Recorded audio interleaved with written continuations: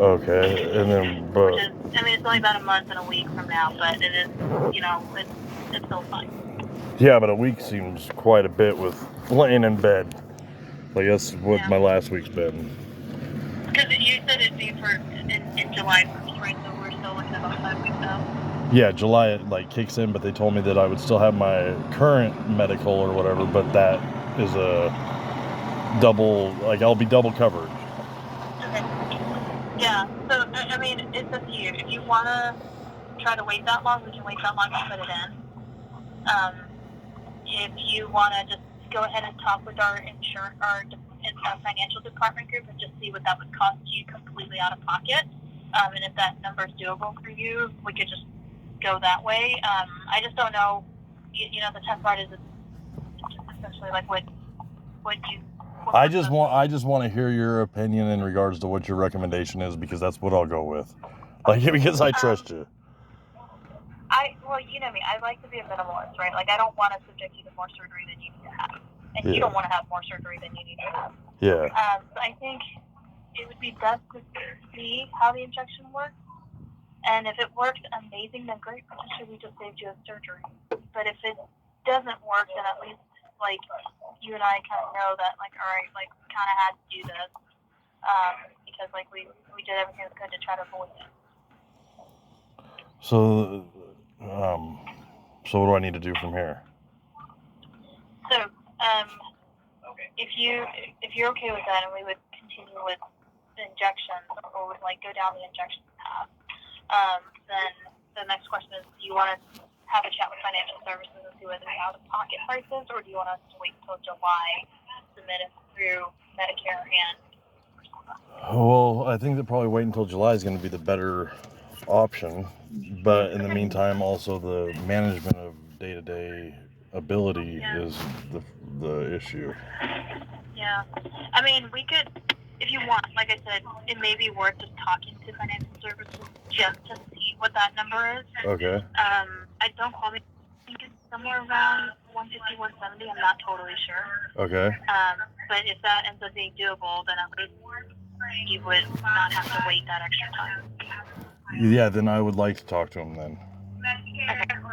So we'll submit for that, and then that way you can chat with them. Okay. And then based on what that number is, then you can see if that's something you want to keep waiting for, or just go ahead and do it. Okay. Okay. But because the majority of the pain is down the front side of the quad and then down the front of the leg, I think it's probably more fitting that this is a L5 convert.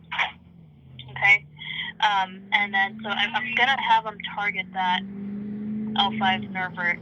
We could also have them target the S1. I don't know if that changes the price of it, because the S1 looks like it's more compressed on the skin, although normally when people have a pinched S1 nerve, they tell me that the pain tends to go more down the back of the thigh, back of the calf, and that seems very different from what you're telling me.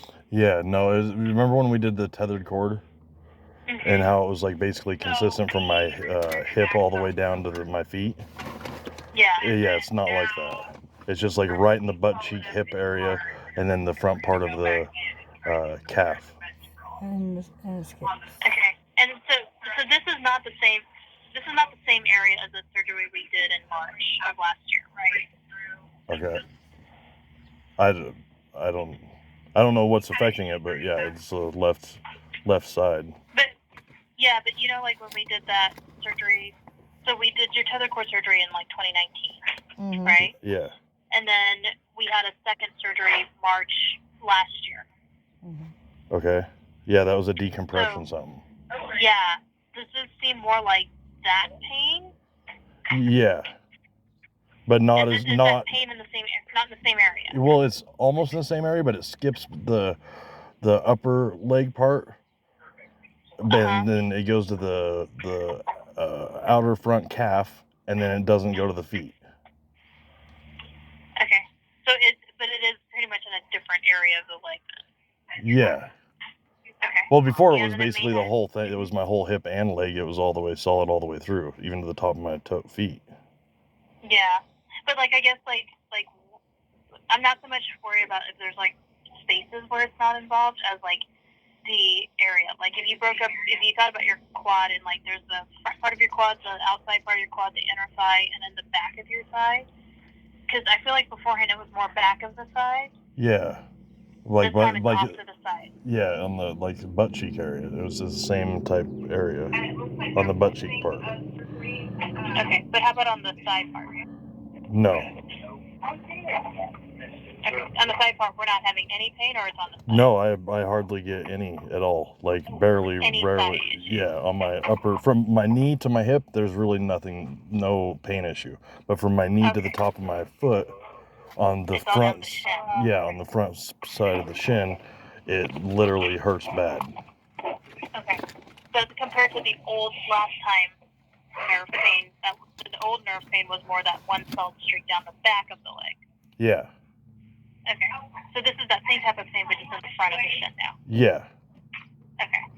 Okay. Yeah. So I mean that makes me feel better. That's not the S1 nerve. So the S1 nerve is what we decompressed last time. But because it's in a different area, this makes me wonder more if it's that L5 nerve. Okay. So with that would make more sense to try the injection on the L5. Okay. And then the key information as far as the injection goes, okay, is call me within a few hours of that injection and let me know how you feel during the numb phase. Okay. Okay. And that's important because part of the injection is they mix in some lidocaine when they actually give you the injection. And so it should numb up that L5 nerve pretty quickly. Okay. And so when it's numbed up, you're like, oh my God, finally that shin pain has stopped hurting. Like, oh, this is the best that I've felt in, the past few months. Then we know for sure that L5 nerve is what's creating the pain. Okay. Okay? And then, depending on how well the steroids can calm down the nerve and how long the lasting effect that is, then we get a sense of, are you somebody we can just treat with injections every now and then?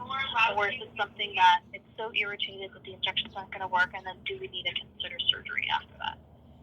Okay. Okay? So, but at least letting me know what happens during the numb phase helps me confirm it's definitely that L5 nerve that we need to be focusing on. Okay. Okay. Okay. So will the financial people call me, or will the financial people call me? What we'll do is we will. I'll put it in that we want to consider doing this L5 nerve, and we'll have the financial department reach out to you so that you know what that out-of-pocket cost looks like, and then. Depending on how much that is, sometimes they can just work out a payment plan so you don't have to pay it all up front. But that way it gives you the information you need to know if you want to proceed with it right now or if we want to wait till July. Okay. Okay? All right, sounds good. Okay, so we'll get that started for you, all right? All right, I appreciate it. Thank you. Tyke, it was good talking to you. Yes, take care. And don't work so hard. You too.